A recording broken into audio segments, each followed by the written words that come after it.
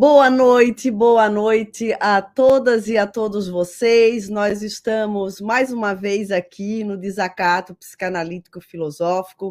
Eu tenho uma grande alegria de estar nessa segunda edição do Desacato Psicanalítico e na 15ª edição do Desacato Filosófico, né? E nós estamos hoje recebendo dois psicanalistas do Brasil, bem importantes, e eles já estão aqui comigo nos bastidores, e eu estou também com a Sofia Andrade, que vai dar todo o suporte aqui para a gente. E como vocês sabem, e a gente divulgou a semana inteira, o tema de hoje é o desejo e a sua importância para a psicanálise. E então eu gostaria que a Sofia colocasse aqui já com a gente os nossos dois convidados, o Oséias Marques, seja muito bem-vindo, e a Flaviana Pires Oliveira, sejam muito bem-vindos nessa edição do Desacato Psicanalítico. É a primeira vez que vocês estão aqui comigo, e eu fico muito feliz que vocês tenham aceitado esse convite, porque a Flaviana é uma pessoa, uma psicanalista que eu conheci há pouco tempo, nas nossas andanças em pesquisas e em grupos ligados à psicanálise. Atualmente a gente faz parte de um grupo de estudo que se chama um Cartel. Então, eu tive uma satisfação, uma alegria muito grande, Flaviana, de que você tenha aceito esse convite.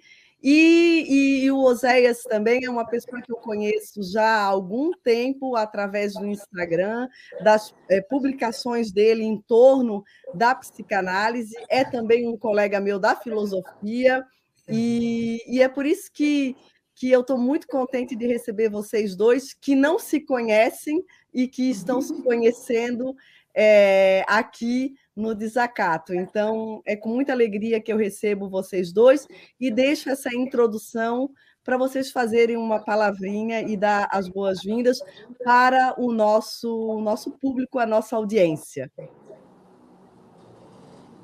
Flaviana, é contigo. Boa noite. Obrigada, Evânia, pelo convite. Fiquei pensando se eu daria conta de falar de um assunto tão interessante para a psicanálise, né?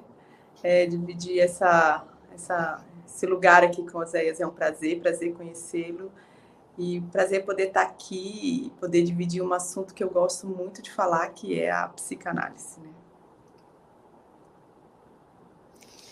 Obrigado, Evânia. Quero agradecer também pelo convite. É um prazer poder estar aqui, poder interagir pela primeira vez através dessa live com você, com a Flaviana, e diante de uma responsabilidade muito grande, que é de falar, né, sobre o desejo, um tema, um conceito capital aí para a psicanálise.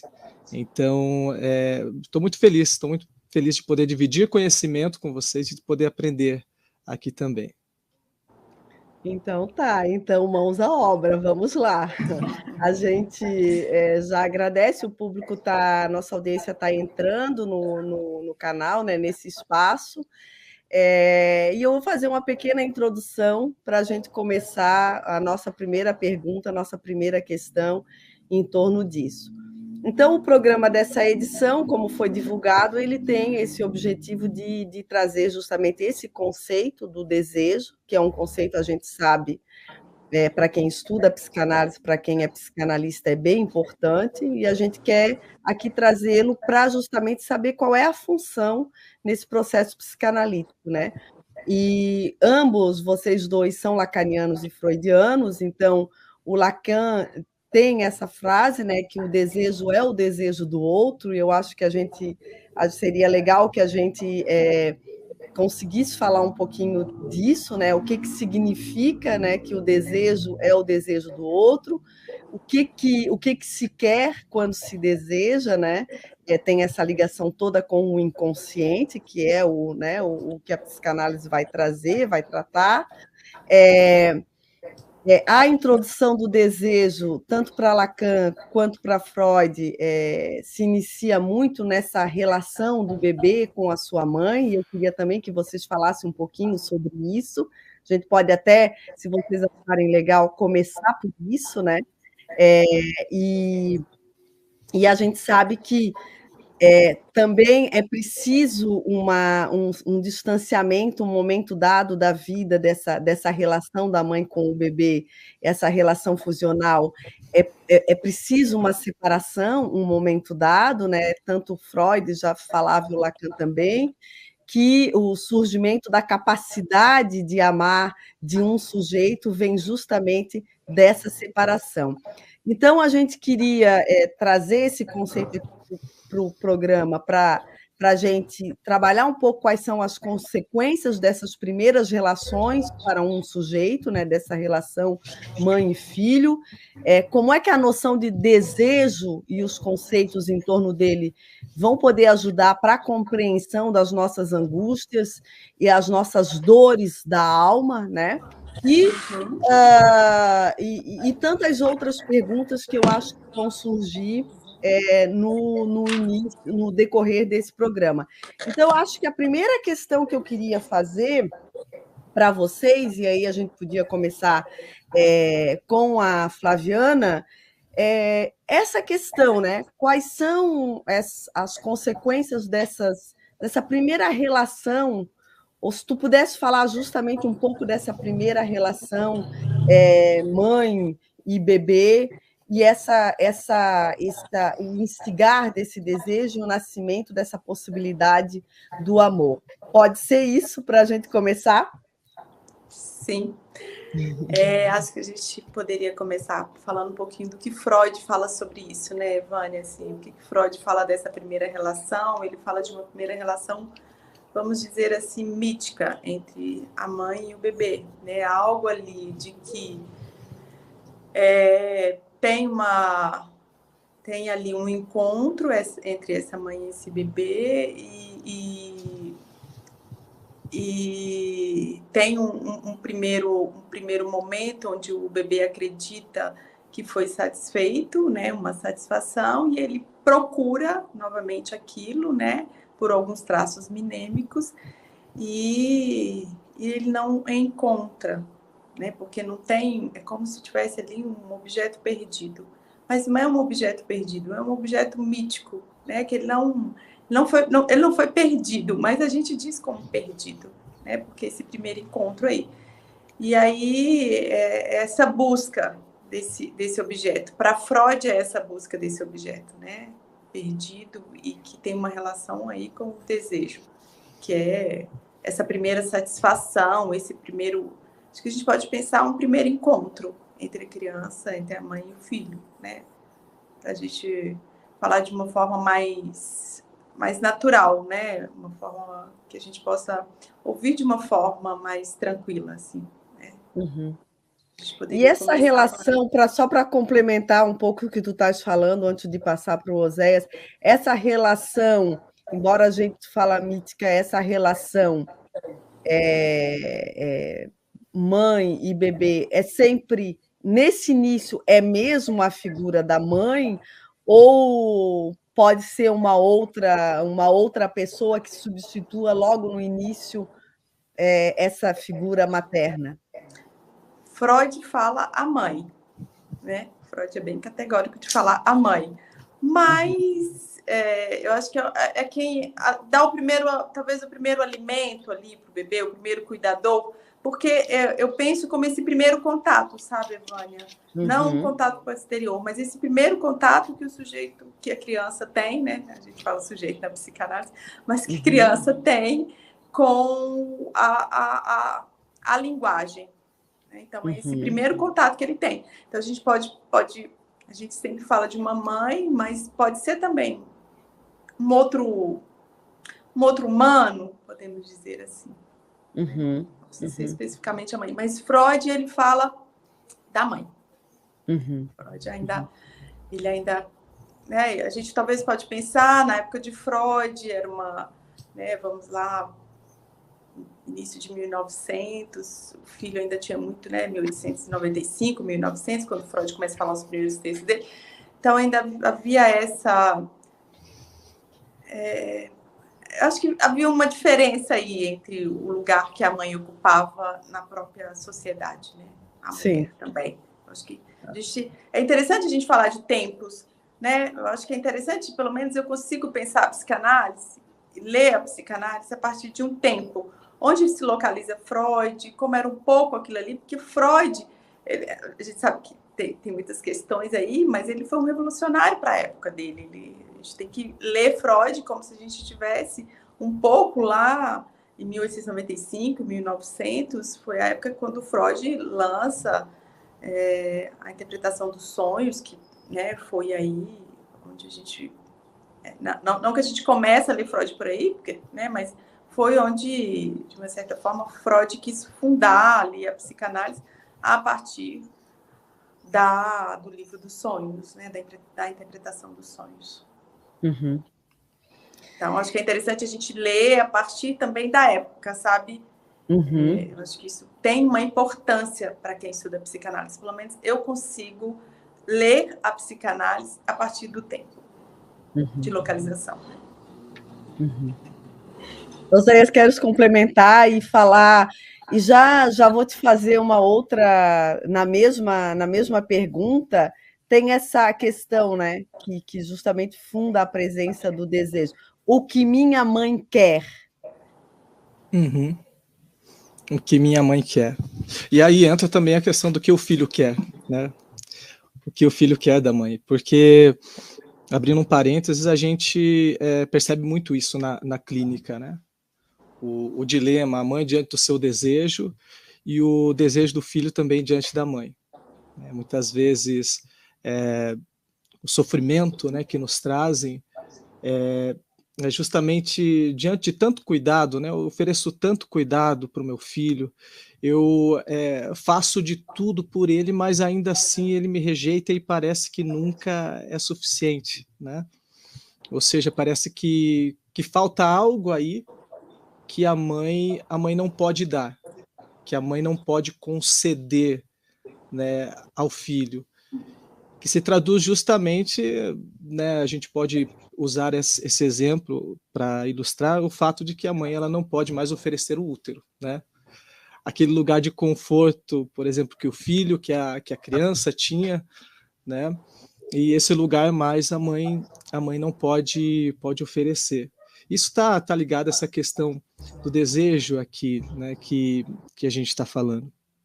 E antes de chegar lá no ponto, né, que você falou a respeito do que a mãe quer, ou já chegando nele, né, porque isso se refere ao que todos nós queremos, né, ou o que todos nós de fato desejamos.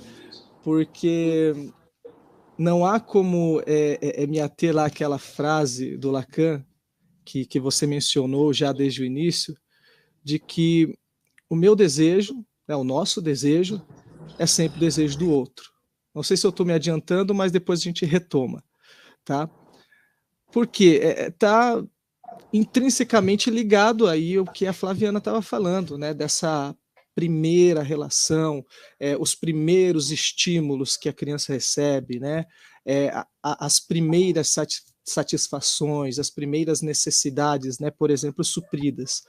Então, o outro, e esse outro é a mãe também, esse outro é o pai, esse outro é todo o círculo de pessoas, né, que estão em volta da criança, celebrando, né, o seu nascimento, celebrando, por exemplo, o seu primeiro passo, celebrando a primeira vez que essa criança fez as suas necessidades lá no vaso, né, as coisas mais simples, mas essa criança, o tempo todo, ela está recebendo estímulo e começando a entender, né, o que a satisfaz.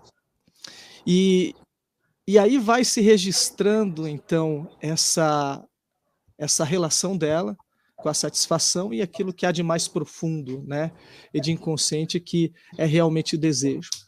Então, é interessante como que, né, principalmente para o Lacan, e o problema do desejo aparece lá, né, a Flaviana mencionou, Freud, aparece desde o limiar da psicanálise, né? E o Lacan, ele deu uma aprofundada nessa questão, que a gente vai falar melhor um pouquinho mais para frente. Mas esse problema do desejo não tem como desvincular dessa nossa relação com o outro. Né? Chevoi, né? O que quer, que era a expressão muito utilizada do Lacan. Então, intrínseco à questão do desejo está justamente essa busca pelo reconhecimento, né? Essa busca pelo olhar do outro. Então, eu só me reconheço como pessoa, vamos falar aqui numa linguagem mais simples, só me reconheço como eu, Oséias, você, Evânia, Flaviana, né? Em relação a outras pessoas à sua volta. Então, não há como desligarmos, né, esse tema, esse conceito de desejo na nossa relação com o outro. Por isso, meu desejo é sempre o desejo do outro. Então, eu vou entrar logo nesse assunto para a gente Posso? falar. Pode, Flaviana, vai. Posso, Claro. antes de você fazer a pergunta? Vai lá. Entrando aqui. É importante isso que o José está falando, essa questão da demanda, né? Então, assim, o Lacan, ele trabalha, o Freud também, da necessidade, mas o Lacan se aprofunda um pouco mais essa questão do desejo a partir como se fosse um hiato entre a necessidade e a demanda. Então, tem algo ali de que você demanda, como se você fosse fazendo, vou fazer com a mão, pode ser? Como se a gente fosse fazendo um certo touro ali, né? Um certo toro ali, certas voltinhas, demanda do outro, né? A gente está sempre demandando, e o Lacan fala que a demanda é uma demanda de amor. Então, uma demanda ao outro que ela não é respondida, porque a gente quer que o outro diga o que somos, né? O que ele nos reconheça ali, que ele nos dê um significante, e a partir disso a gente vai tem uma falta, tem um furo, vamos dizer assim, uma falta ali onde o outro não diz o que a gente é. Então, quando o outro não diz o que a gente é, a gente acaba se alienando a essa demanda ao outro, né? Acho que é interessante a gente colocar isso aí também, né? Sim. Então, a gente vai continuar nessa linha aí, justamente para a gente aprofundar essa questão da falta dessa frase, o desejo é o desejo do outro. Então, o desejo é o desejo do outro. O que se quer quando se deseja, e aí eu queria partir um pouquinho para a clínica. Na clínica, o que se faz? Analisando, ele pode compreender, por exemplo, melhor o seu desejo, não se enganar. Na clínica, o que a clínica faz com o desejo? O que é um desbravar de um desejo que está inconsciente? Eu não sei se vocês querem falar já sobre isso, ou porque eu queria. É importante, eu sei também que para a gente falar sobre isso, sobre o desejo na clínica, a gente trazer também a questão da relação do desejo com o sintoma. Então, não sei se é melhor explicar um pouco isso antes e depois falar sobre essa falta, porque, como a Flaviana falou e também o Oséias, o desejo é justamente essa falta, né? Esse vazio na compreensão do desejo do outro. Isso leva a um sintoma? Qual é a relação do desejo com o sintoma? Falamos primeiro disso, depois falamos da evolução na clínica. Como é que vocês veem um pouco isso? Pode ser o Oséias agora e depois a Flaviana. Uhum. Então, eu vou até retomar um pouquinho, né, Tá. o que a Flaviana estava falando, né? Porque justamente, né, essa questão da demanda, né, ao qual ela se referiu. Há um texto do Lacan, num dos seus seminários, né, em que ele questiona a respeito da finalidade, vamos dizer assim, da psicanálise, né? Se ela deveria, de fato, atender uma demanda que é premente, é urgente na nossa sociedade. Ela grita, e essa demanda é a demanda por felicidade. Então, justamente o que a gente percebe, né, no nosso exercício da clínica é essa demanda que aparece justamente, ainda mais diante de tantos discursos e de tantas receitas que a gente vê atualmente em livros, em lives, em redes sociais, propondo um caminho para você alcançar a sua felicidade. E muitas vezes o alcance dessa felicidade não necessariamente te concilia com o seu desejo. Porque a gente tem um conceito, né, circunscrito, delimitado, o que é ser feliz. É isso. Então aparece como uma imposição, como um imperativo, né, ao sujeito.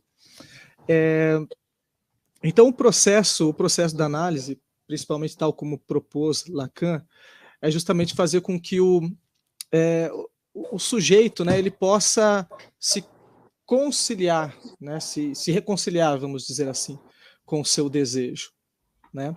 Porque quando a gente falava ali de eu, né, vamos tentar simplificar aqui, o Lacan ele faz uma distinção, né, entre sujeito e eu. Então aquilo que nós conhecemos como eu, digamos que é todo um conjunto de significantes, né, que foram construídos a partir do outro, né, da nossa relação com o outro, do reconhecimento do outro. E ele utiliza desse mito, né, dessa figura, no texto O Estágio do Espelho, né, em que ele diz que a criança toda desengonçada, que não consegue parar em pé, né, de repente, né, em outras palavras falando, ela é pega no colo, né, ela é amparada, e ela olha no espelho assim, se vê, mas o mais importante, ela só se reconhece, passa a se reconhecer como tal, quando esse outro diz, olha, esse é você. Então, o processo de constituição, né, daquilo que nós somos, a maneira como nós nos reconhecemos, é de forma muito paradoxal. Nós nos reconhecemos como tal a partir do outro, né? Então, por isso que é capital ali, né, pro Lacan, uma frase do poeta Rimbaud, né, que ele diz assim, o eu é, na realidade, um outro. Então, aí está o terreno da demanda, né? O meu desejo é sempre o desejo do outro, né? Então, está presente aí, inserido nesse eu, né? Agora o sujeito, né, diz respeito, vamos dizer assim, àquilo que há de mais profundo na nossa interioridade, né? No campo do inconsciente, falando ali do desejo, né? E o que aparece realmente na clínica é justamente isso, né? Na busca por felicidade, muitas vezes, né, a pessoa acabando de uma forma muito frequente, né, atendendo sempre a demanda do outro. E aí isso sintomatiza, né, de várias formas. É muito interessante que, por exemplo, se a gente utilizar, né, de uma estrutura clínica estudada por Lacan, por Freud, né, e vários psicanalistas, como isso aparece na neurose obsessiva, por exemplo, né? O neurótico ele está sempre se defendendo, né? Ele utiliza de um mecanismo de defesa. Ao mesmo tempo que ele busca, ele se afasta do seu próprio desejo. Então, eu até costumo a ilustrar isso da seguinte forma, né? O neurótico obsessivo é aquele que ele compra a passagem do trem, e aí ele diz o seguinte, eu vou chegar adiantado para que eu não perca esse trem. Ele chega até a estação, e daí ele se entedia de tanto esperar e volta. No dia seguinte ele diz assim, não, eu vou chegar poucos minutos. E aí ele vai postergando, ele acaba chegando atrasado e o trem já foi embora, né? Ou ele está sempre antes, ou ele está sempre atrasado no que diz respeito ao seu desejo. Interessante. Gostei desse exemplo. Acho que é bem isso. Então, quer dizer que que nós estamos ou atrasados no trem ou adiantados no trem, de uma certa forma, né? Eu queria que a Flaviana complementasse essa fala do Oséias, mas eu queria também já puxar um gancho dessa fala e se pudesse tocar nesse assunto, justamente sobre essa questão dessa promessa da nossa sociedade hoje, né? Uma sociedade que capitalista, que tem muitos que demanda muito o nosso consumo, né? E as redes sociais, né? E eu falo aqui de consumo de uma maneira geral, né? E não o consumo, justamente, o nosso desejo está sempre sendo instigado a ser renovado pela busca de tantos objetos que são colocados, né? E aí a minha questão é o seguinte: essa promessa, né, de felicidade que é colocada nas redes sociais, né, no Instagram, e isso é, de uma certa maneira, uma pressão, né, para esse outro, né? Vocês viriam também isso como um, um desenvolver de um sintoma também, essa promessa de felicidade que justamente vai de encontro a, talvez não, o próprio desejo do sujeito, né? Ou seja, você olha no Instagram e vê tantas coisas e você diz, eu queria ser X, eu queria ser Y, eu queria ser aquela modelo, eu queria ser, sobretudo, para os jovens é muito, muito complicado, mas para todas as idades, mas os jovens estão muito ali, né, sendo demandados nessa promessa de felicidade que cada um dá nas suas redes sociais, né? E isso também é um fator, acho que talvez de complicação para esse ensejo do sofrimento mesmo, né? De um certo sintoma, né? Depois, se tu também puderes falar um pouquinho sobre isso, Flaviana. Uhum. Não, sim, quando você está falando dessa felicidade, me veio a questão exatamente essa dos objetos, né? Que hoje são ofertados aos montes. Mas aí, quando você fala em desejo, né, eu acho que a gente tem que fazer uma diferenciação, não é o desejo para a psicanálise ou da psicanálise, né? Isso, eu quero um carro, ou eu quero um objeto, eu quero um iPhone novo, eu quero uma maquiagem, né? Ou para o homem ou para a mulher, qualquer coisa aí que a gente... Porque a gente tampona algo que é da gente, né, com os objetos. Então, para a psicanálise, o desejo, ele é sempre faltoso. O desejo, ele é metonímico. O que é metonímico? É algo que vai deslizando de algo, né? Então, assim, você compra, ou você tem uma casa, ou você tem um carro, e aquilo não está satisfeito. É sempre insatisfeito, porque não tem nada que tampone do desejo. Então, eu acho que é interessante a gente fazer essa diferenciação do desejo, que a gente diz, eu tenho desejo de viajar, ou de ter um carro, ou de ter um objeto, do desejo da psicanálise. É diferente, tem uma diferença aí. Então, essa sociedade capitalista que a gente está, ela nos promete uma felicidade, mas que é uma felicidade que vem do outro, né? Então, é super interessante. Você abre a internet, as redes sociais, você tem 1001 promessas de como ter isso, de como ter aquilo, de como ser isso, de como ser aquilo, mas é a partir do outro, né? O Lacan fala que o sujeito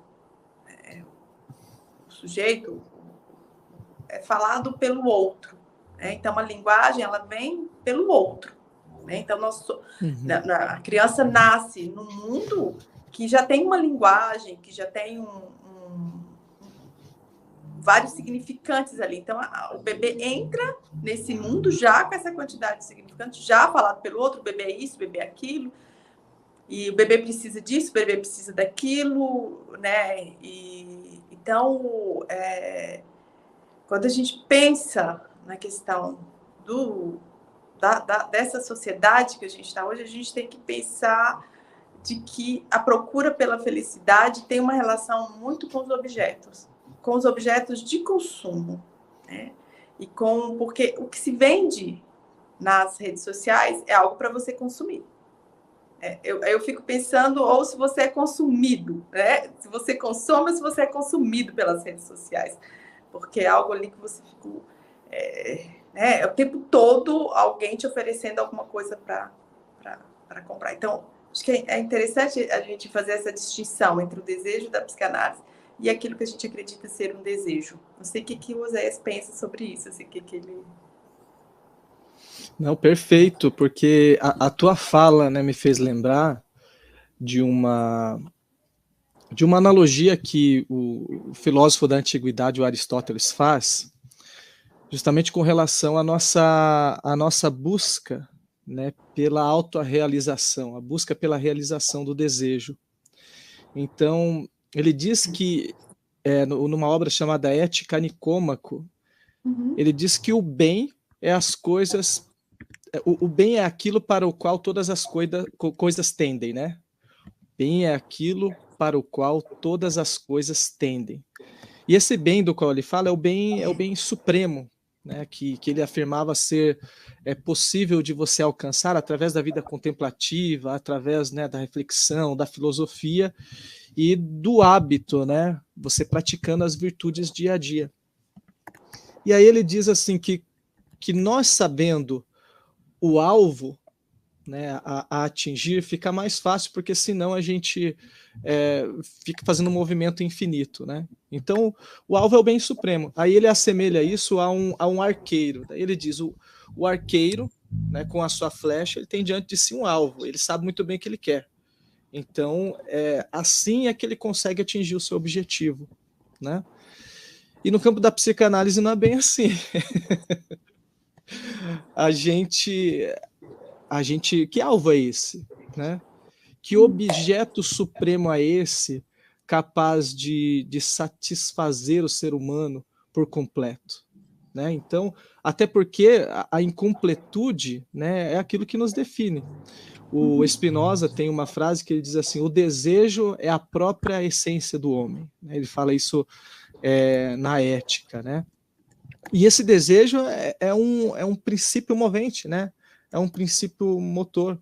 E como você falou, né, em nosso tempo é inconcebível, né, você aceitar essa incompletude, aceitar essa ideia de falta.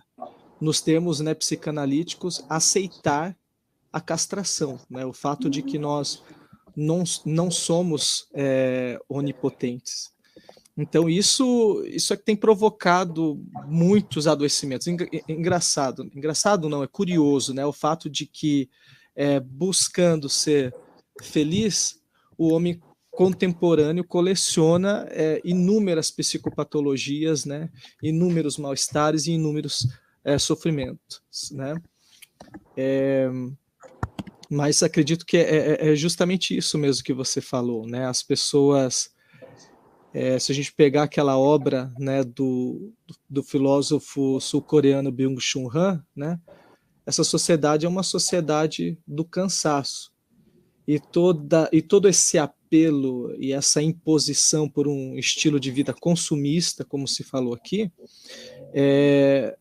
tem feito com que as pessoas infartem de alma. Então ele diz que antigamente as pessoas, né, usando essa comparação, elas infartavam de coração. Hoje, elas infartam na realidade de alma. Interessante. Eu queria entrar num assunto que a nossa audiência gosta muito. A gente já fez um programa só sobre isso e eu vou entrar nele. Mas antes eu queria saudar algumas pessoas que mandaram boa noite aqui para a gente, que é a Bruna, a Kátia Machado, a Maria Alves, a Dude, que é nossa professora de filosofia lá da nossa federal aqui de Santa Catarina. Boa noite, Dude, obrigada por estar aqui mais uma vez com a gente. A Dude já veio, né, a Maria de Lourdes, ela já veio nesse programa, no Desacato Filosófico. A gente já falou de um tema que é bem legal, que é justamente sobre a questão do amor, a dor de amar, né? Nós estamos organizando, eu e ela, um livro que fala justamente sobre isso, sobre a dor de amar, né? O sofrimento no amor. Logo, logo a gente vai ter esse livro aí, logo, logo não, né, Maria de Lourdes? Acho que no final do ano. Queria saudar a Andréia Farias, a Natália Cassim e o Eli Assunção, que deram boa noite aqui para a gente. E queria entrar nessa questão do amor, justamente nessa questão da falta, dessa questão da incompletude, e tentar com que vocês falem um pouco da relação do desejo nas relações amorosas, né? E também aproveitar e pegar essa metáfora que o Oséias falou, que para o neurótico ele está sempre adiantado para pegar o trem ou atrasado, né? E como é que fica no amor? No amor a gente consegue, em um momento da vida, pegar esse trem, ou a gente também nunca consegue pegar o trem, a gente entra num amor, sai de um amor, tal, adiantado ou atrasado, ou a gente finalmente um dia consegue pegar o trem, né? E também a ideia de aceitar essa incompletude, mas justamente, né, saber que nós somos incompletos, mas daí no amor tem um momento quando a gente está apaixonado, a gente acha assim, não, agora sim, agora eu vou tamponar o meu buraco, agora a minha falta vai ser completamente, né, tamponada, porque eu encontrei o meu amor e acabou a falta. Isso é possível? É possível tamponar uma falta com o amor? Essas ideias assim que eu queria colocar e queria, então, vamos começar com a Flaviana e depois o Oséias continua. Vamos lá. Sim, esse assunto é muito bom. Eu só queria fazer um adendo aqui ao que o Oséias falou sobre essa questão da demanda e sobre a clínica. E porque quando chega algum paciente para a gente percebe que ele está muito alienado à demanda do outro, o que o outro quer, ao que ele pode fazer para estar no amor do outro. E à medida que o paciente vai falando, né, à medida que ele vai se descolando um pouco aí dessa demanda do outro, é o que vai aparecendo que é dele, que é o desejo dele, o que ele quer, por onde ele pode ir, qual o caminho que ele pode seguir. Então, a psicanálise tem aí, vamos dizer, esse diferencial de não responder à demanda do outro. Então, nos tempos atuais, é difícil também para o analista bancar isso, né? De dizer, não, aqui você vai dizer de você, eu não tenho uma fórmula mágica, eu não tenho para te dizer onde você vai comprar isso, mas à medida que você fala de você, é como se fosse abrindo caminhos ali, né? Saindo dessa demanda, porque ao mesmo tempo a demanda do outro é infernal na vida, porque você fica o tempo todo para responder o que o outro quer de você, e não existe uma resposta, não existe um significante ou uma palavra que diga o que o outro, porque você vai responder e ele vai querer mais, porque a demanda ela é incessante, né? Então é isso que a gente de uma certa forma tem com os filhos, né? Eles estão sempre pedindo mais um pouquinho, e você tem que dar mais um pouquinho, né? E tem até uma frase, sumiu o nome agora, vou lembrar daqui a pouquinho, que fala que mamãe ela é suficiente, ela tem que ser insuficientemente boa, então ela não tem que dar todas as respostas, né? Do Winnicott, se eu não me engano, né? Isso é do Winnicott, né? E aí, então, essa relação, quando chega o paciente para a gente, eu acho que é interessante a gente perceber isso, porque ele quer que a gente responda a demanda para ele, né? O que eu vou fazer agora? Para onde eu vou? Qual decisão eu tomo? E o Lacan coloca aí um ponto que... eu já vou falar dessa questão do amor, só uma notícia, eu vou complementar isso, que é o desejo do analista, né? Que é o desejo de não responder ao outro, né? De não dar a resposta, de ser ali um objeto que causa o desejo no outro. Um ponto, né? Não é responder o outro, acho que é importante isso. Quando você fala desse tema do amor, Eu vou falar uma frase bem difícil do Lacan, que eu adoro, que eu acho super difícil. Vou até fazer uma colinha aqui para não errar ela toda, né? Já sei que está vindo aí, que eu adoro. Vai lá. E é: somente o amor pode fazer o gozo quando exceder ao desejo. É uma frase super famosa do Lacan, uma frase super difícil, mas eu acho que a gente não pode falar do amor, do desejo, sem falar dessa frase. Por quê? Porque o amor, para Lacan, ele tem aí eu acho que para a psicanálise ele tem um lugar de falta. Então não é de completude. Então, porque quando você acredita que achou a outra metade da sua laranja, né, a gente ouve bastante isso, nossa, achei. Aí aquele amor vai por um tempo, de repente a coisa começa a desandar, não é ele. Não é. Porque o amor é uma diferença. Eu vejo o amor como uma diferença. É suportar aquilo que é diferente do outro, porque você procura um outro que ele vai responder aquilo que é da sua falta. E aí ele até responde por um tempo, mas de repente as coisas começam a não funcionar tão bem assim. E aí nessa... vou até usar uma frase aqui do Bauman, eu acredito que vocês, né, possam falar melhor do Bauman aí, que é do amor líquido. E eu penso um pouco desse amor líquido no sentido de que não se apreende, sabe? Assim, hoje é muito insuportável qualquer liquidez, qualquer forma de que não responde à demanda do outro. E aí o amor acaba, né? Ou se dissolve. Caramba.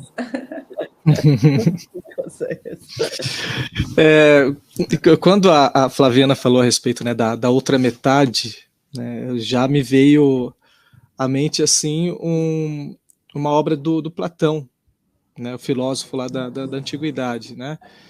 É o Banquete, o nome dessa obra, em que está narrando lá uma reunião, que é uma celebração em relação ao prêmio que alguém havia recebido. Não me lembro o nome, né, da pessoa especificamente aqui, mas enfim, eles estão fazendo uma celebração.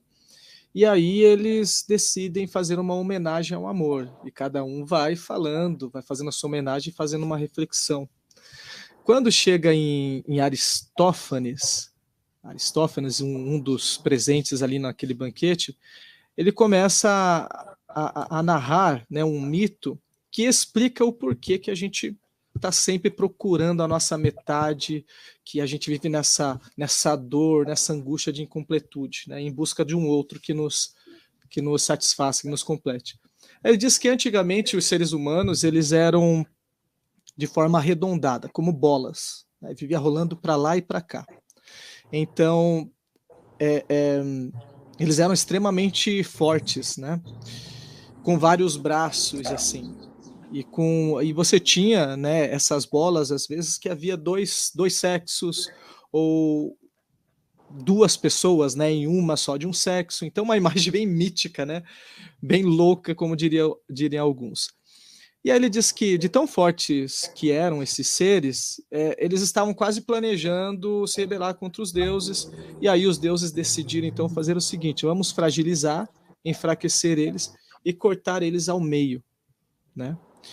E cortando eles ao meio, pediram para que Apolo, então, cicatrizasse as feridas, fizesse uma costura, e esse umbigo que a gente tem, né, segundo Aristófanes, é um sinal justamente dessa costura que Apolo fez, né, após essa mutilação. E aí é por isso que nós somos seres que procuramos outra metade nesse mundo, né, segundo o Aristófanes, né? E é assim que realmente a gente se sente. Esse mito ele faz todo sentido, né?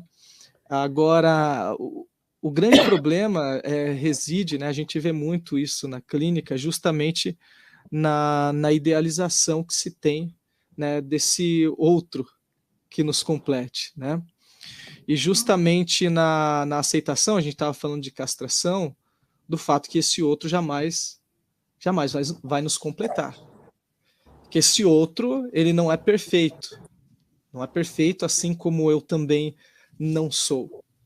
Então, chega muitas vezes para a gente justamente um sofrimento em relação, por exemplo, àquela pessoa com a qual eu casei, aquela pessoa com a qual eu estou namorando, né? Aquela pessoa com a qual eu vivi tanto tempo, e essa convivência passa a desconstruir aquela imagem, aquela pessoa que eu tanto amava, mas aquela pessoa residia no meu imaginário, né?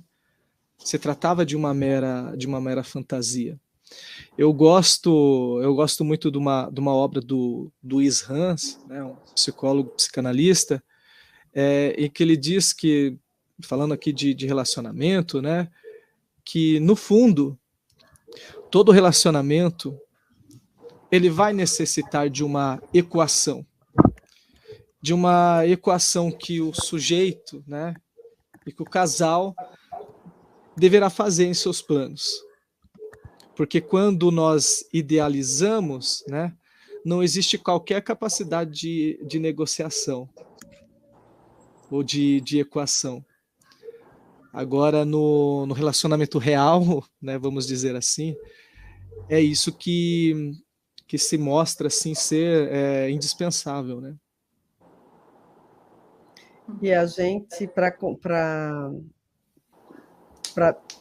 tentar entender, a gente pode dizer que quando a gente está apaixonado, a gente cria um outro que nem sempre tem uma fantasia, justamente tu usou a palavra fantasia, né? Fantasia um outro que vai dar a nossa completude, e na realidade, talvez a gente poderia dizer que a passagem para o amor é justamente sustentar essa incompletude e perceber que justamente esse outro não vai nunca me completar, mas que ele é sei lá, um par, sei lá, um parceiro e não uma parceira, mas não um objeto que tem todas aquilo que foi fantasiado no momento da paixão, por exemplo, né? E eu vejo que, acima de tudo, se sustentar e, acima de tudo, né, se perceber, né, como sujeito, como indivíduo naquela relação, né? Porque agora há pouco eu falei assim que não se negocia, né, devido à idealização, né, no relacionamento, enfim. Mas por um outro lado, se negocia tudo também. Quando se joga, né, dessa forma apaixonada, idealizada, como você falou, não é à toa que nos aparece tantas pessoas. O que faz uma pessoa se manter num relacionamento tóxico, por exemplo?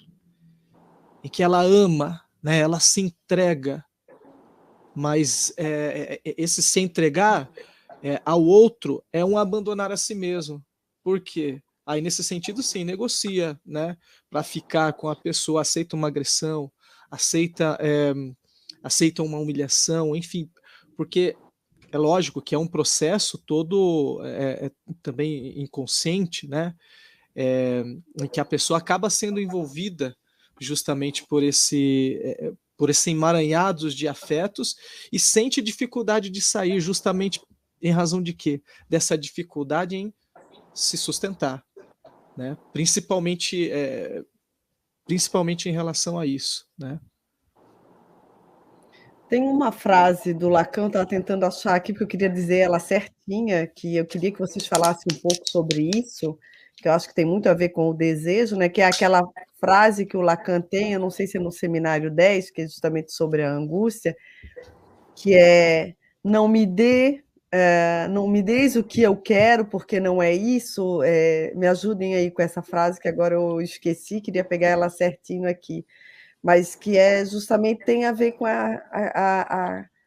essa questão da falta, né? Ou seja, a gente quer que o outro tampone, mas tem o que o Lacan fala, né?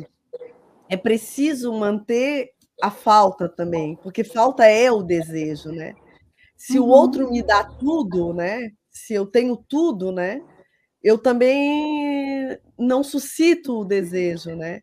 E justamente no par amoroso, a gente percebe muito que justamente é o dar a sua falta que você se enlaça no amor, né? E não quando você dá tudo, né? A gente vê muitas pessoas falar, eu era perfeita, eu dei tudo que ele queria e ele me abandonou, ou ela me abandonou, eu fazia tudo, eu era tudo para ela. E justamente acho que isso entra nessa frase do cantor, mas não me dê tudo, não é isso que eu quero, né? Eu queria que vocês falassem um pouco dessa coisa, do esse dar tudo, dessa importância da falta, justamente, porque é a falta que suscita o desejo. Se a gente tem tudo, a gente não deseja, né? Mas Maria de Lourdes está colocando: amar é dar o que não se tem, aquele que não quer. É isso aí. Obrigada, Maria de Lourdes. E, e aí eu queria também que a gente entrasse falando sobre isso, sobre essa questão da angústia, justamente. Quando é que a gente se angustia? Quando é que vocês têm um paciente extremamente angustiado? Isso tem a ver com essa falta da falta, né? Ou justamente o oposto, né? Não com a falta da falta, né? Tem a ver com esse desejo encoberto, um desejo que não é o desejo dele, é o desejo do outro. Quando é que vocês estão diante de um sujeito angustiado e que vocês podem aproximar dessa questão com o desejo? Vocês poderiam falar um pouquinho sobre isso? Que eu acho bem importante para a clínica, assim. Pode ser a Flaviana começando e depois o Oséias? Pode. Sim. Essa questão da angústia, eu acho que ela tem eu penso como uma relação de que não tá totalmente, o desejo do sujeito está totalmente colocado de lado, né? Então, o sujeito não está ali, ele não tem falta, né? O Lacan até fala que a angústia é a falta da falta. É difícil a gente pensar isso, né? Porque a gente acredita que a gente não tendo falta, a gente é um ser completo. Para a psicanálise, a gente acredita que o que movimenta, o que faz movimento no sujeito é a falta. Porque a falta, desejo e falta, tem ali uma ligação. Então, o que faz movimento no sujeito é a falta. Então, um sujeito, quando ele chega muito angustiado na clínica, às vezes você percebe que ele não tem desejo. Desejo de qualquer coisa. Ele está um sujeito talvez um pouco mortificado, um pouco endurecido, enrijecido, em algum ponto ali que ele se fixa e não consegue sair dele. Então, a gente pode pensar... e aí a gente poderia dar vários exemplos de sintoma mesmo, né? Talvez um sujeito enlutado, né? Ali que está lá sem conseguir sair desse luto, ou por um relacionamento, ou por uma morte. Então, a falta, ela tem um lugar muito importante dentro da movimentação do sujeito, né? Então, a gente recebe muitos pacientes angustiados, porque hoje a nossa sociedade não permite a falta. Ou você dá conta de tudo, ou você é completo, ou você não pode fazer parte dessa sociedade que está aqui. Então, a gente recebe pacientes angustiados por esse motivo, né? E ele não consegue perceber isso, ao contrário, ele chega dizendo, olha, eu tenho que dar conta de tudo, né? Então, é um tudo que ele tem que se movimentar para isso. E o papel do analista ali é ouvir de uma forma diferente esse pedido para que ele entenda que não é possível esse tudo, né? Que pode ser em partes, pode ser em pedaços, mas o tudo não, porque a gente, quando nasce, o bebê quando nasce, a gente é tocado pela linguagem, e a linguagem não fala tudo. Resta aí, a gente vai dizer, um termo bem psicanalítico, né, que é o gozo. Resta algo aí do sujeito, que é o gozo, que tem também uma importância no movimento do sujeito, né, mas sempre resta algo que não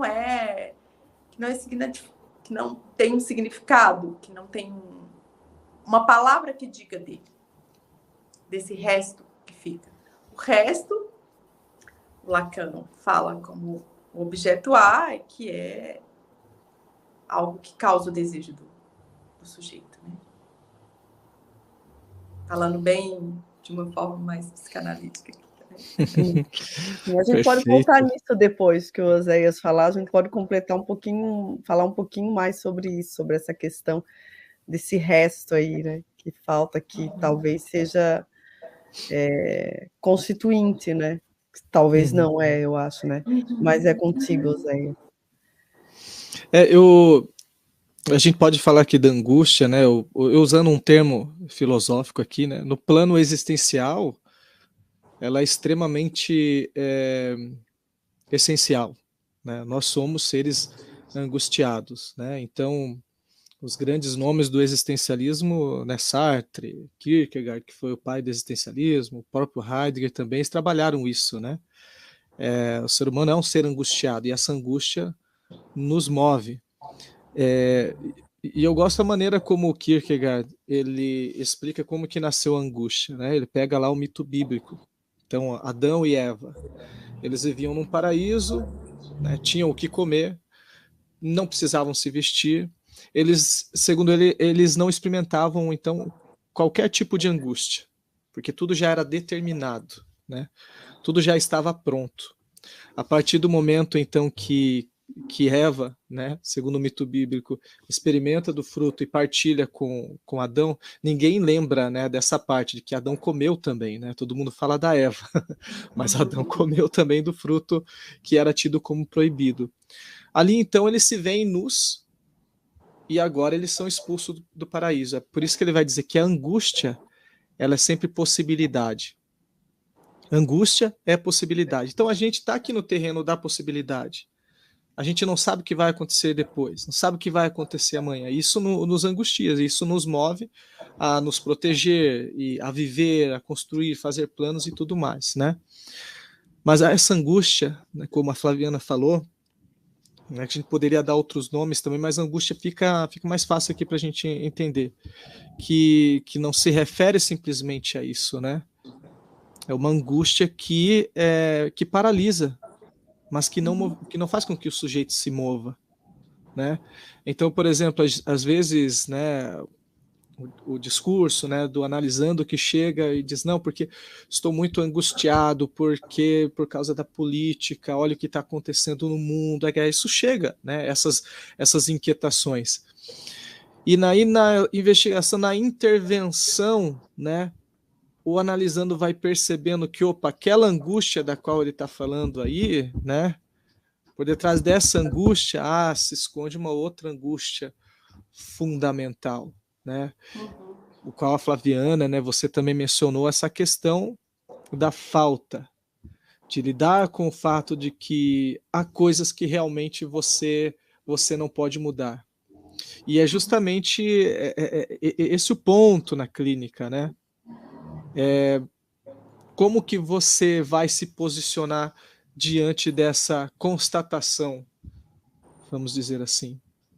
E de repente, né, falando aqui de desejo, né, a pessoa se vê diante de um desejo que nunca se esgota, né? É aquele cavo, como a gente falou, que é vazio, né? É isso que eu desejo, né? Segue o seu desejo. Mas espera aí, é isso que você quer sustentar? Porque o desejo, né, isso nos angustia, ele tem uma dimensão, não é uma dimensão trágica também. Se a gente pensar lá na tragédia, o Lacan fala muito disso num texto, e que ele pega o mito de Antígona, né? Na antiguidade, né? O seu irmão morre, é condenado à morte por trair o Estado. E aí dizem assim, o seguinte, ele não pode ser enterrado, fazer a celebração fúnebre, porque ele é um traidor. E aí, para ela não morrer em vida, ela vai e enterra, porque não sustentaria aquela indignidade, vamos dizer assim, aquela desonra, né? Melhor palavra.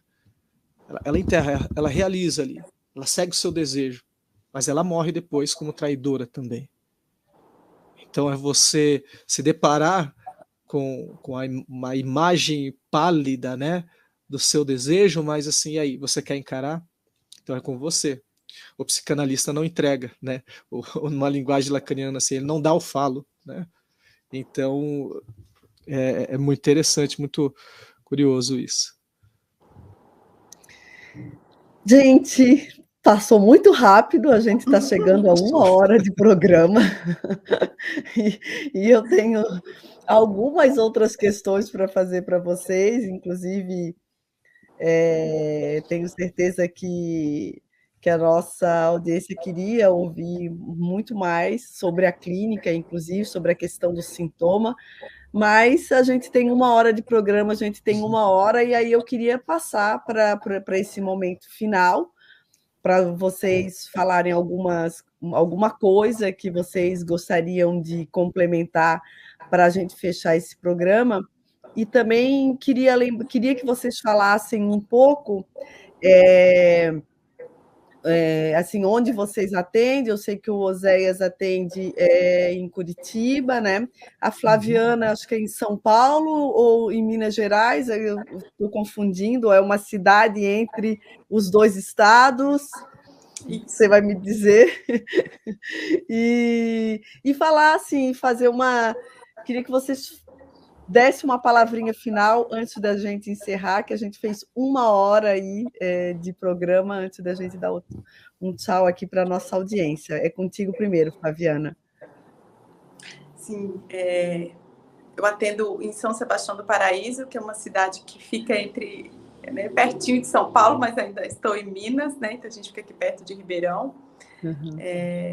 Faço minha formação em Ribeirão Preto pelo Clinar, né? E agradecer pela conversa, adorei. Adoro conversar um pouco sobre a filosofia. Obrigada, Oséias, Imagina. Pelos momentos aí. Filosofia é uma parte muito interessante para a gente da psicanálise, né? E aí, quando o Oséias fala do banquete, que é o livro, eu lembrei de que o Lacan dedica um seminário, que é o seminário 8, a transferência, para esse livro, né? E a transferência, o Lacan fala sobre o amor ao saber, o amor ao sujeito suposto saber. Então, tem uma importância a filosofia também dentro da psicanálise para o Lacan, né? Então, ele tinha essa conversa com outro viés aí, né? Com os matemáticos, com os filósofos. Então, isso é muito interessante. Agradecer pelo convite, pela conversa, parabenizar você pelo programa, Evânia, porque a gente precisa muito falar da psicanálise dentro desse viés ético e, né, de como a psicanálise está dentro da sociedade, né? Eu acho isso muito importante. Obrigada. Obrigada a você, Flaviana. Oséias, querido. Quero também agradecer, Vânia, foi muito proveitoso, né, participar desse espaço aqui, interagir com a Flaviana, interagir com você, poder aprender. E como eu falei no início, né, foi uma responsabilidade muito grande falar sobre desejo. A gente sabe que a gente deu algumas pinçadas aqui, e o desejo, eu não falei no início, mas tem tudo a ver com o nome do programa, né? Desacato. O desejo, ele tem essa natureza, ele é realmente um desacato, o Lacan mesmo diz, não com essa palavra, né, mas de toda a ética tradicional, porque durante muito tempo, né, em outras palavras, todo mundo trabalhou.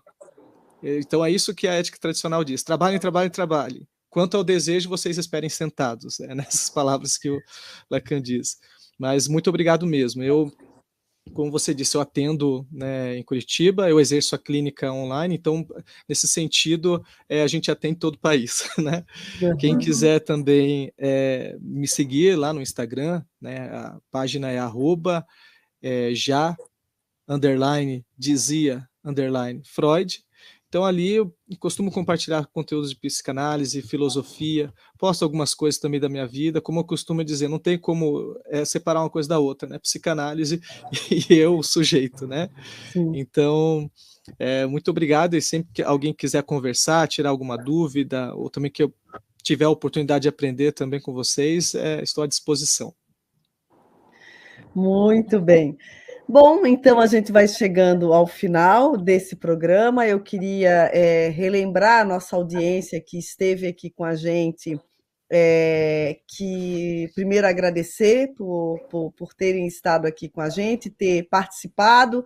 A gente viu durante todo o programa que tinha sempre uma frase de alguém, de alguém que estava nos acompanhando, complementando ou, né, questionando alguma coisa, e foi muito bom ter vocês aqui com a gente.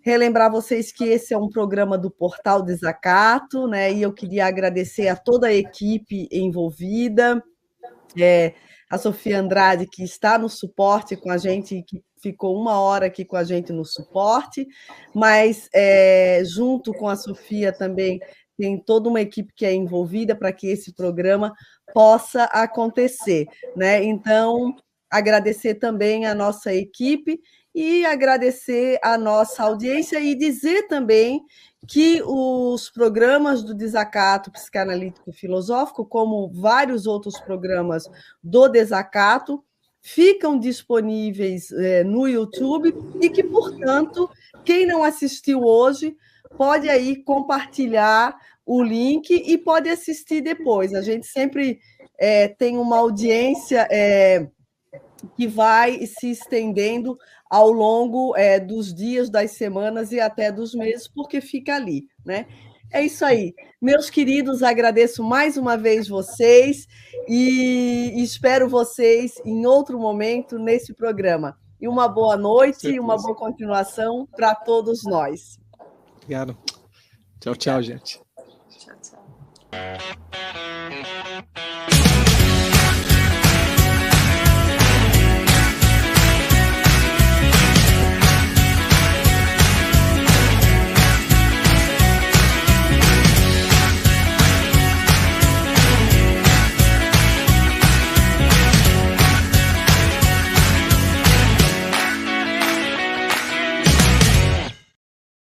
Produção Portal Desacato.